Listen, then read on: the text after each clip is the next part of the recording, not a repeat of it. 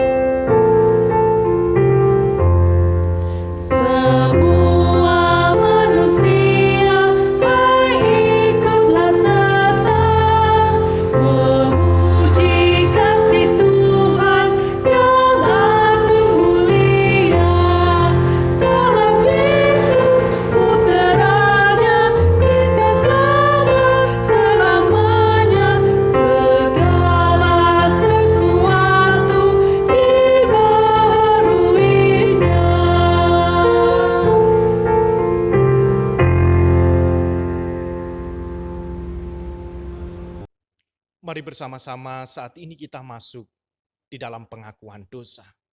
Dan di dalam pengakuan dosa, Tuhan berfirman di dalam kehidupan kita. Injil Matius pasal 22 ayat 37 sampai 40 yang demikian. Jawab Yesus kepadanya, "Kasihlah Tuhan Allahmu dengan segenap hatimu dan dengan segenap jiwamu dan dengan segenap akal budimu. Itulah hukum yang terutama dan yang pertama. Dan hukum yang kedua yang sama dengan itu ialah, kasihilah sesamamu manusia seperti dirimu sendiri. Pada kedua hukum inilah tergantung seluruh hukum Taurat dan kitab para nabi." Ibu, Bapak, dan Saudara yang terkasih di dalam Kristus, sabda Tuhan di dalam Injil Matius mengingatkan di dalam kehidupan kita. Kita merefleksikan di dalam kehidupan ini, sudahkah kita mengasihi Tuhan Allah dan juga mengasihi sesama kita? Dengan kerendahan hati, mari bersama-sama kita mengakui segala dosa dan kesalahan kita ketika kita belum mampu mengasihi Tuhan dan sesama. Mari bersama kita menyesalinya dengan kita memuji Tuhan dari pujian penyesalan. Pelengkap Kidung Jemaat nomor 37. Bait pertama dan yang kedua. Bila ku renung dosaku.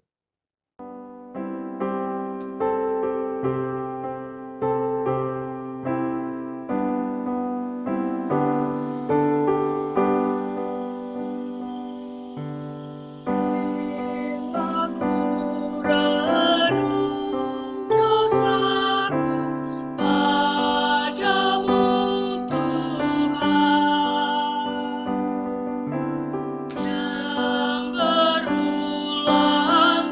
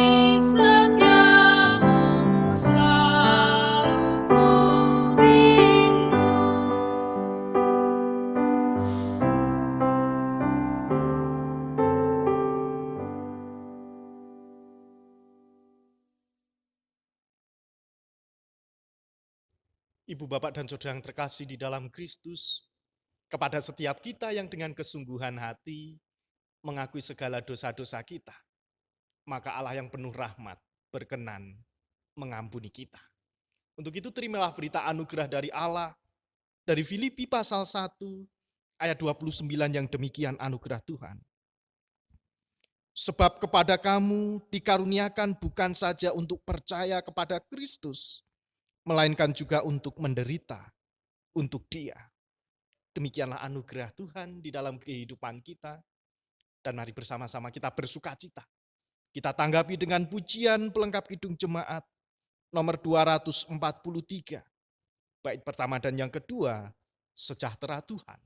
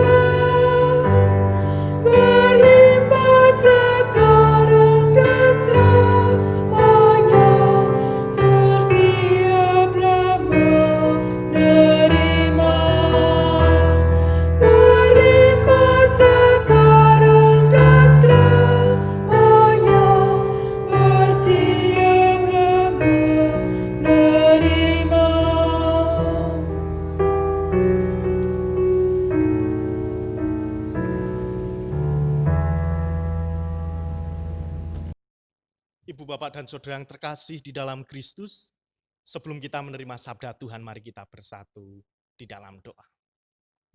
Ya Allah, Sang Sumber kehidupan, kami bersyukur bila pagi hari ini Engkau menyapa kami melalui sabda-Mu.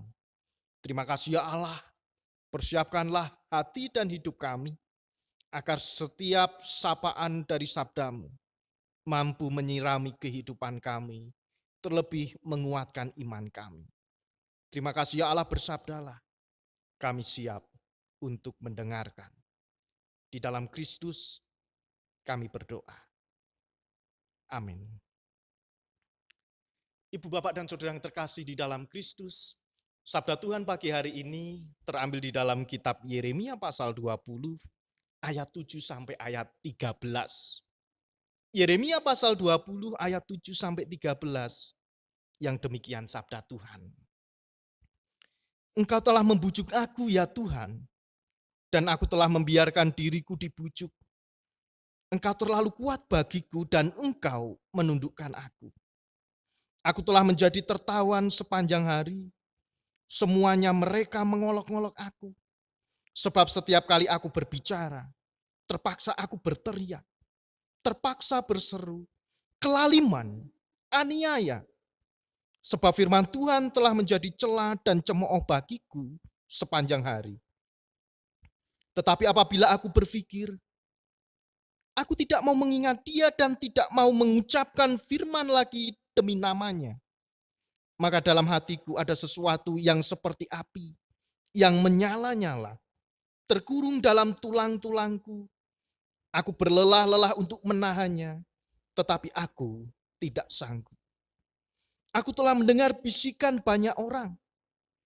Kegentaran datang dari segala jurusan. Adukanlah dia, kita mau mengadukan dia. Semua orang sahabat karibku mengintai apakah aku tersandung jatuh. Barangkali ia membiarkan dirinya dibujuk, sehingga kita dapat mengalahkan dia dan dapat melakukan pembalasan kita terhadap dia. Tetapi Tuhan menyertai aku seperti pahlawan yang gagah. Sebab itu orang-orang yang mengejar aku akan tersandung jatuh dan mereka tidak dapat berbuat apa-apa. Mereka akan menjadi malu sekali sebab mereka tidak berhasil. Suatu noda yang selama-lamanya tidak terlupakan. Ya Tuhan semesta alam yang menguji orang benar, yang melihat batin dan hati. Biarlah aku melihat pembalasan-Mu terhadap mereka, sebab kepadamu-lah kuserahkan perkaraku. Menyanyilah untuk Tuhan, pujilah Tuhan, sebab Ia telah melepaskan nyawa orang miskin dari tangan orang-orang yang berbuat jahat. Demikianlah sabda Tuhan. Yang berbahagia adalah kita semua yang rindu belajar firman Tuhan serta melakukannya di dalam kehidupan sehari-hari. Haleluya.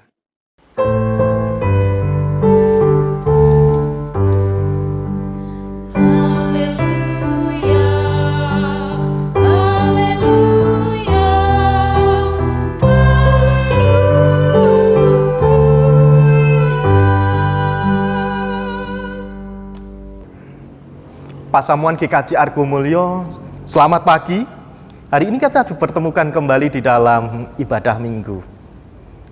Dan di dalam ibadah minggu ini kita diberikan tema berani berkomitmen untuk hidup dalam Kristus.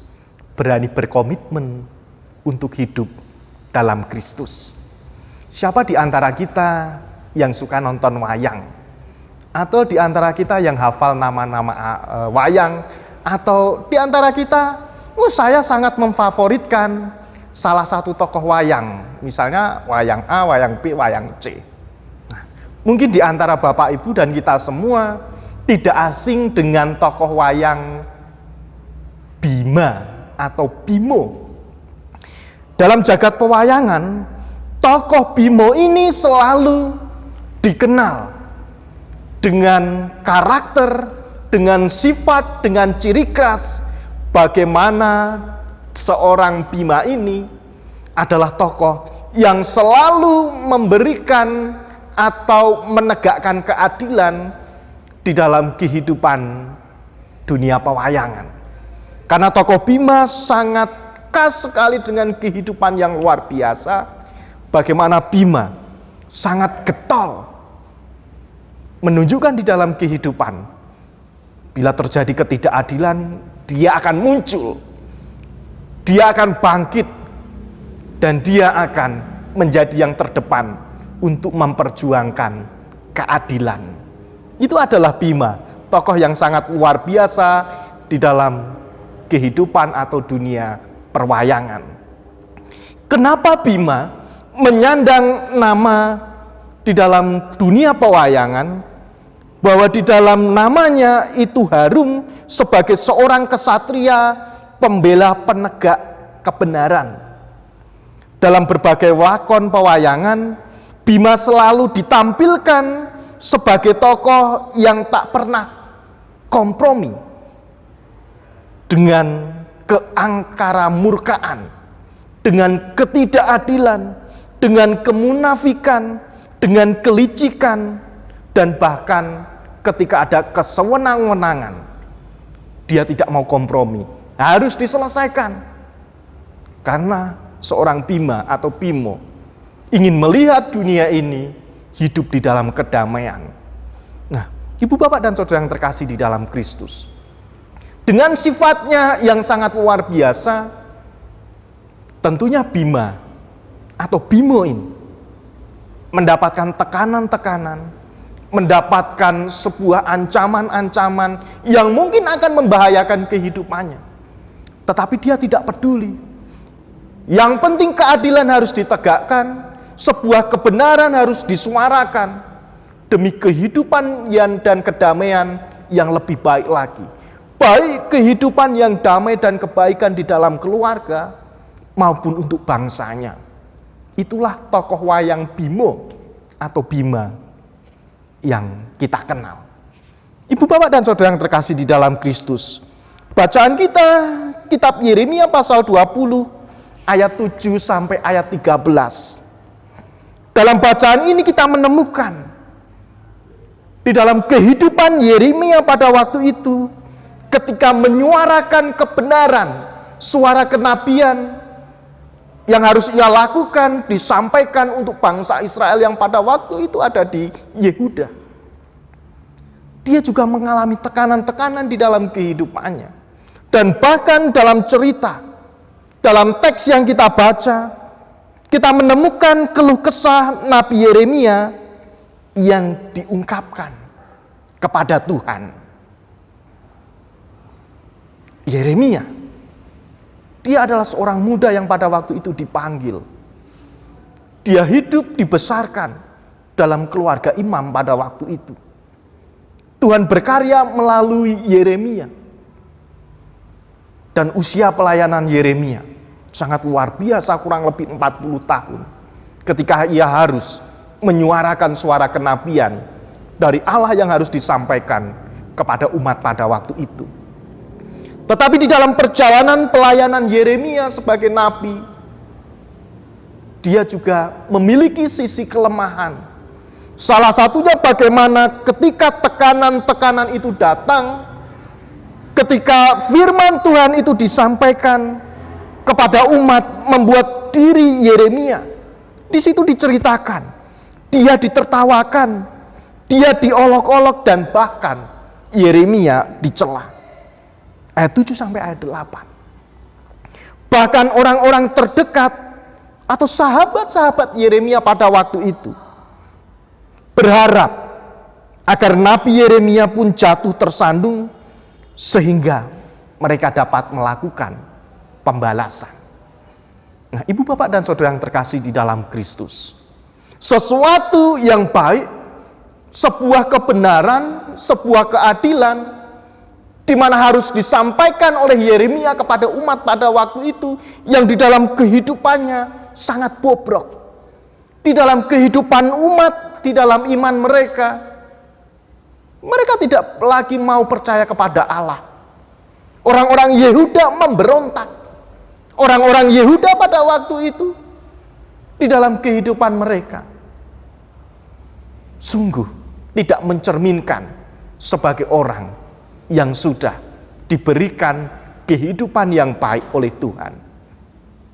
Dan bahkan di dalam kehidupan Yeremia, ia menyampaikan kepada umat bahwa kelaliman, hukuman itu harus disampaikan kepada mereka ketika mereka tidak berbalik kepada Allah, tidak kembali kepada jalan yang benar, tidak kembali di dalam kehidupan yang lebih baik lagi. Maka hukuman itu akan diberikan Allah kepada umat yang pada waktu itu memberontak kepada Allah.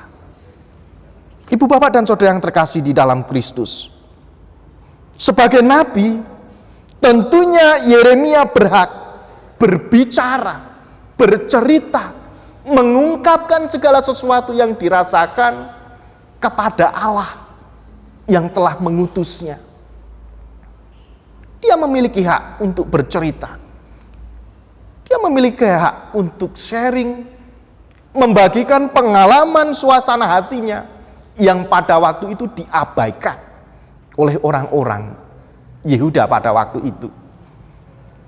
Oleh karena itu sangat wajar sekali ketika ia berkeluh kesah karena kebenaran yang disampaikannya oleh umat pada waktu itu disalahpahami oleh umat.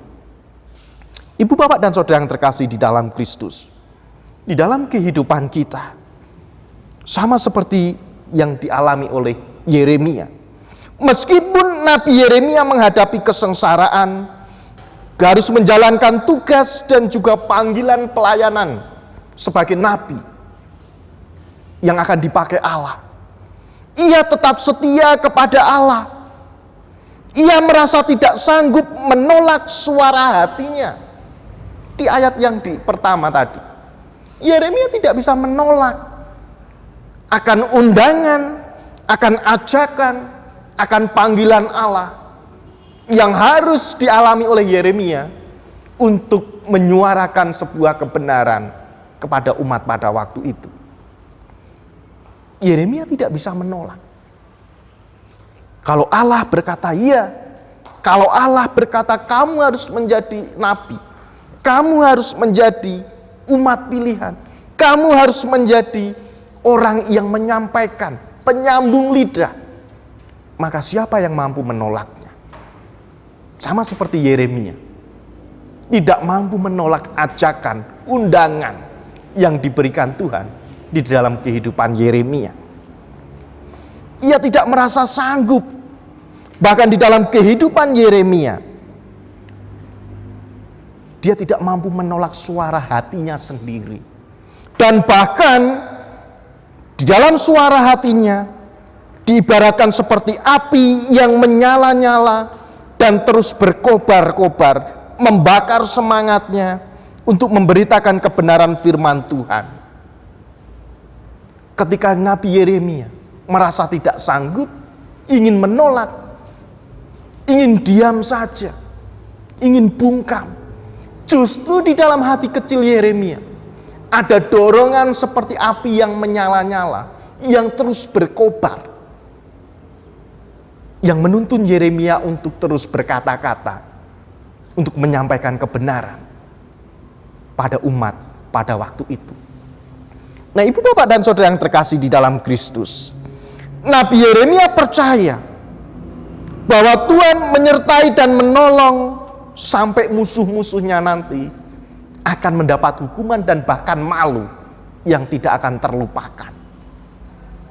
Nabi Yeremia percaya segala sesuatu yang diungkapkan diserahkan kepada Tuhan dan mau dipakai Tuhan untuk memberikan yang terbaik sebagai penyambung lidah, menyuarakan suara kenabian. Maka musuh-musuh Yeremia, orang-orang terdekat Yeremia yang mau menjegal, mau menjatuhkan Yeremia, mereka semuanya akan mendapatkan malu yang tidak akan terlupakan. Nah, ibu, bapak, dan saudara yang terkasih di dalam Kristus, di dalam kehidupan kita yang kita alami, kita jalani, kita rasakan saat ini, tentunya mendorong di dalam kehidupan kita, apapun situasinya, apapun kondisinya, dimanapun tempatnya. Jika terjadi ketidakadilan, jika terjadi sesuatu yang kurang baik, maka kita diajak, ditolong, didorong, dimampukan untuk kita mengatakan bahwa itu tidak adil, ini harus diperbaiki, ini harus dirubah. Demi kehidupan, demi kedamaian bersama. Sama seperti tokoh pewayangan Bima. Ketika ada ketidakadilan, ketika terjadi sesuatu yang menyimpang, ketika terjadi sesuatu yang membuat masyarakat atau kehidupan umat itu merasakan kekacauan, maka tokoh Bima ini berani menyuarakan kebenaran, walaupun kehidupannya akan terancam. Sama seperti apa yang dialami oleh Yeremia. Tentunya Bima dan Yeremia itu berbeda. Ada konteks yang berbeda. Tetapi pesan, tetapi sifat, dan juga motivasi yang dilakukan, itu ada kesamaan. Yaitu berani menyuarakan kebenaran jika terjadi ketidakadilan di dalam kehidupan umat. Berani menyampaikan suara kebenaran jika terjadi di dalam kehidupan umat kekacauan. Dan bahkan dia berani menyuarakan suara kenabian walaupun kehidupannya terancam. Ibu bapak dan saudara Pasamuan GKJ Argo Mulyo, mari kita berefleksi di dalam kehidupan kita. Ketika terjadi ketidakadilan di dalam kehidupan keluarga, beranikah kita untuk bersuara walaupun kita akan dibenci? Ketika terjadi ketidakadilan di dalam sebuah organisasi, di dalam sebuah gereja, beranikah kita menyuarakan suara kebenaran walaupun kehidupan kita juga akan terancam? Kalau memang itu sebuah kebenaran, maka kita akan melakukannya. Kita akan mengungkapkannya. Kita akan menyuarakan kebenaran itu. Kalau ya, katakan ya. Kalau tidak, katakan tidak. Itulah yang disampaikan oleh Yeremia. Dan menolong di dalam kehidupan kita. Resiko tetap ada. Masalah tetap ada. Konsekuensi juga akan terjadi ketika kita mau menyuarakan suara Allah, suara kebenaran di dalam situasi-situasi yang kita hadapi. Oleh sebab itu, melalui bacaan kitab Yeremia pada pagi hari ini, kita diingatkan kembali. Mungkin kita akan merasa atau ingin mengambil jalan pintas, golek amane, cari aman saja, leh-leh luweh. Kalau kamu berlaku tidak adil, tidak benar, ya monggo, kamu akan menerima akibatnya. Bisa saja Nabi Yeremia berkata seperti itu. Yang melakukan kan kamu. Sing nanggung ya kowe.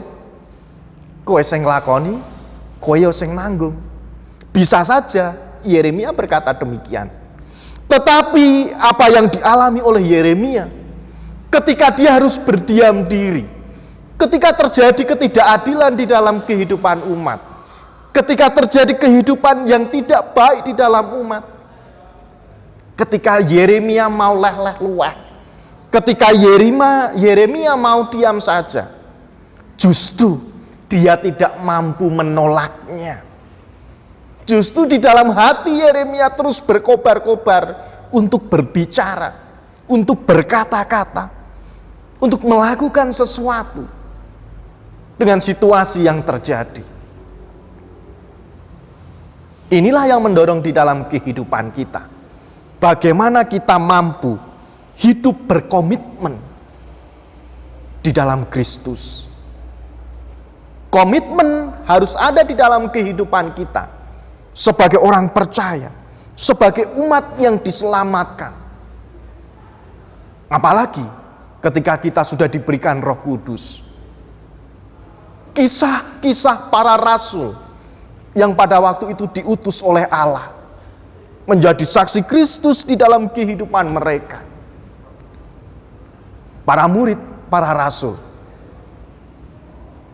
memberitakan sabda Tuhan, memberitakan Injil Tuhan, juga mengalami resiko, mengalami permasalahan, sama seperti apa yang dialami oleh Yeremia. Tetapi resiko itu menjadi bagian di dalam kehidupan umat yang akan senantiasa menolong, meneguhkan bahwa ada Allah yang senantiasa akan menuntun, menguatkan, dan memberikan solusi, jalan keluar ketika seseorang mau berkomitmen di dalam kehidupan kita. Ibu bapak dan saudara yang terkasih di dalam Kristus, Mari bersama-sama kita merefleksikan kehidupan iman kita. Apakah kita selama ini ketika melihat ketidakadilan? Apakah kita selama ini ketika melihat sesuatu yang tidak baik, kita cari aman, diam saja, menang, leleh luweh, tidak mau mengambil resiko, tidak mau berkomitmen, atau sebaliknya sama seperti apa yang dilakukan oleh tokoh wayang Bima dan juga tokoh Alkitab Nabi Yeremia. Itu menjadi pelecut semangat di dalam kehidupan iman kita. Resiko akan terjadi, konsekuensi akan ada. Tetapi Yeremia berani melakukan apa yang dikehendaki Tuhan, walaupun musuh-musuhnya, walaupun umat pada waktu itu mentertawakan, diolok-olok, diece. Sama dengan kehidupan kita. Nabi Yeremia pada waktu itu dipandang masih sangat muda.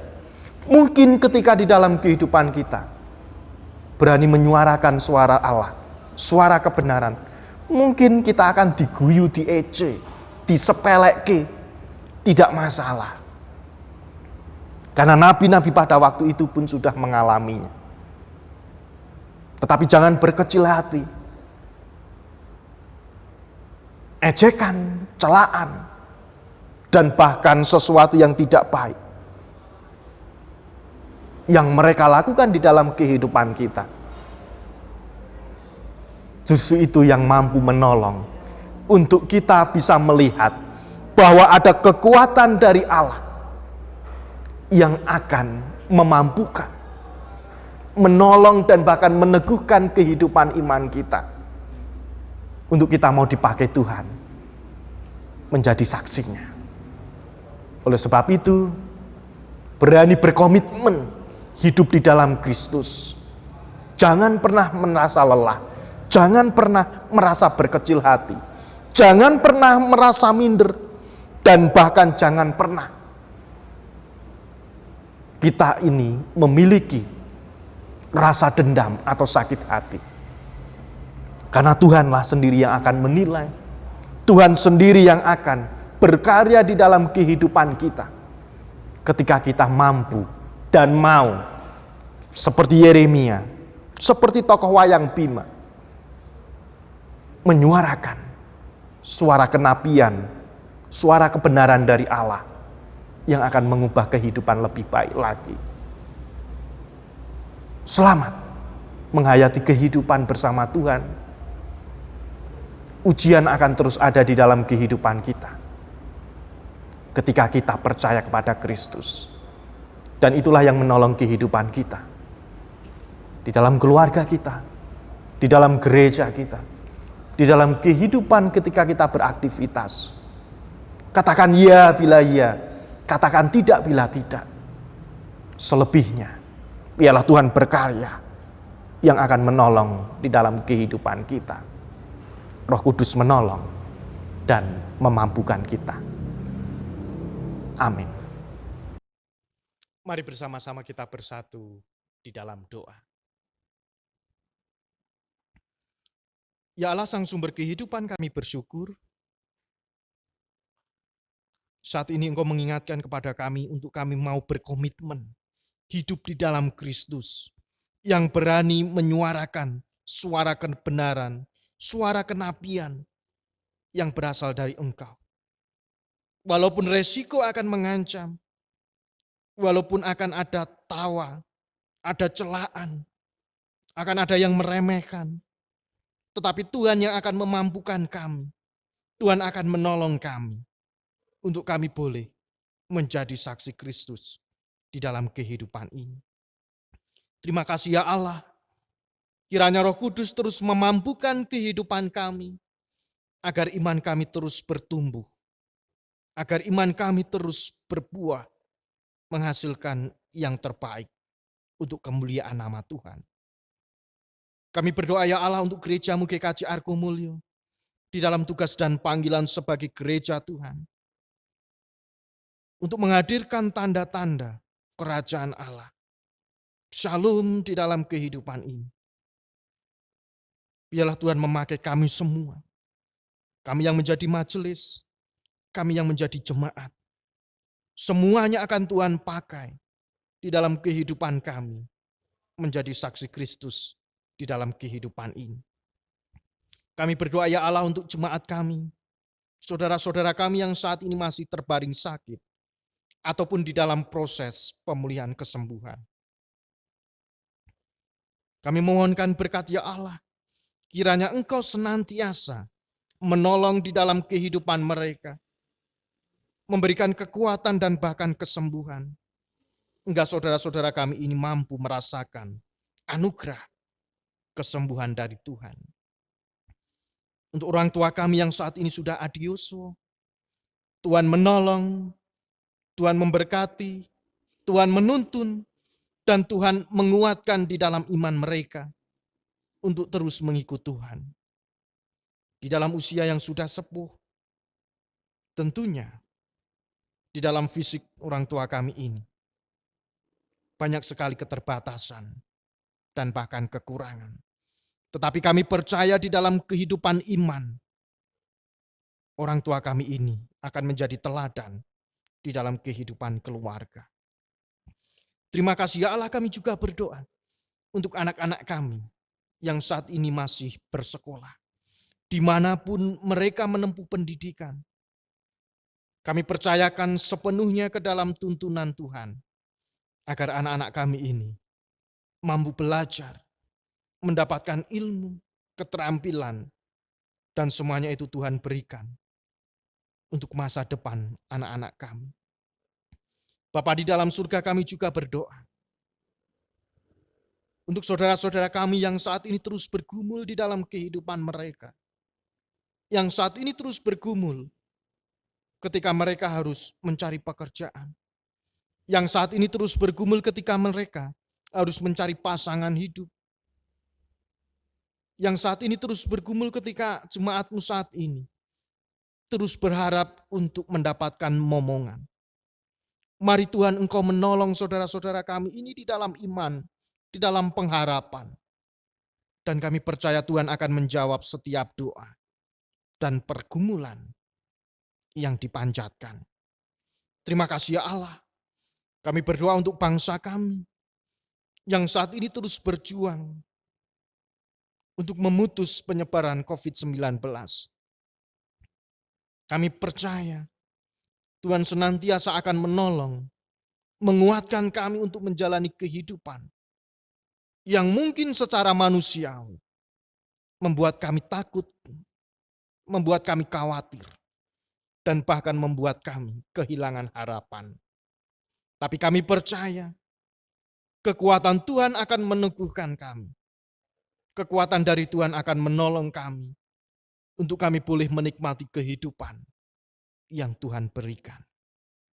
Terkhusus kami berdoa untuk tim medis, rumah sakit yang Tuhan pakai sebagai sarana pemulihan bangsa kami untuk memutus penyebaran COVID-19. Biarlah melalui petugas medis ini, Tuhan memberikan kekuatan, Tuhan memberikan kesehatan, Tuhan menolong dan Tuhan melindungi di dalam setiap pelayanan dan juga pekerjaan mereka di dunia medis. Terima kasih Allah, melalui mereka kami percayakan sepenuhnya situasi, kondisi yang kami saat ini terus rasakan. Adanya COVID-19 ini. Dan kami pertaruhkan kehidupan kami sepenuhnya di dalam tuntunan kasih-Mu. Terima kasih ya Allah, Engkau mengampuni segala dosa dan kesalahan kami. Dan ajarkan kami untuk mengasihi dan mengampuni satu dengan yang lain. Di dalam Kristus yang sudah berkorban, memberikan keselamatan bagi kami. Kami mengucap syukur dan berdoa. Amin. Pak Samuel GKJ Argo Mulyo, saat ini kita diundang Tuhan untuk selalu bersyukur di dalam kehidupan kita melalui persembahan yang kita kumpulkan. Sebagai dasar untuk kita bersyukur, Mazmur pasal 96 ayat 8 yang demikian firman Tuhan. Berilah kepada Tuhan kemuliaan namanya. Bawalah persembahan dan masuklah ke pelatarannya. Mari bersama-sama kita memuji Tuhan dengan menyanyikan pelengkap Kidung Jemaat 153. Bait pertama dan yang kedua, pakailah seluruh hidupmu.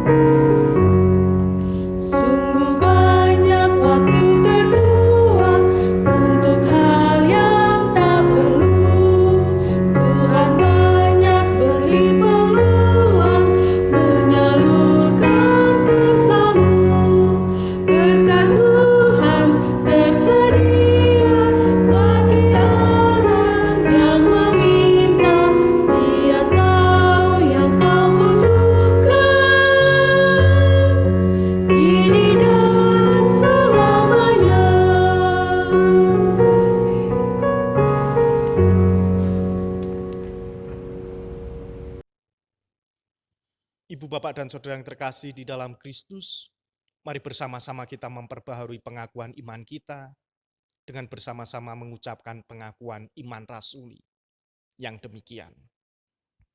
Aku percaya kepada Allah Bapa yang Maha Kuasa, Khalik langit dan bumi, dan kepada Yesus Kristus anaknya yang tunggal Tuhan kita, yang dikandung daripada Roh Kudus, lahir dari anak darah Maria, yang menderita sengsara di bawah pemerintahan Pontius Pilatus, disalibkan mati, dan dikuburkan turun ke dalam kerajaan maut. Pada hari yang ketiga, bangkit pula dari antara orang mati, naik ke surga, duduk di sebelah kanan Allah Bapa yang Maha Kuasa. Dan dari sana ia akan datang untuk menghakimi orang yang hidup dan yang mati. Aku percaya kepada Roh Kudus, gereja yang kudus dan am, persekutuan orang kudus, pengampunan dosa, kebangkitan daging, dan hidup yang kekal. Ibu, Bapak, dan Saudara yang terkasih di dalam Kristus, kita sudah menerima sabda Tuhan untuk berani berkomitmen hidup di dalam Kristus. Oleh sebab itu, ketika kita mau berkomitmen, maka kita akan dipakai Tuhan untuk menjadi saksinya. Mari kita bersama terima berkat Tuhan. Tuhan memberkati engkau dan melindungi engkau. Tuhan menyinari engkau dengan wajah-Nya dan memberi engkau kasih karunia. Tuhan menghadapkan wajah-Nya kepadamu dan memberi engkau damai sejahtera saat ini dan sampai selama-lamanya. Amin. Mari bersama kita memuji Tuhan dengan kita memuji dari pelengkap Kidung Jemaat 225. Kita pujikan bait pertama dan yang kedua adalah hal yang tak ku tahu.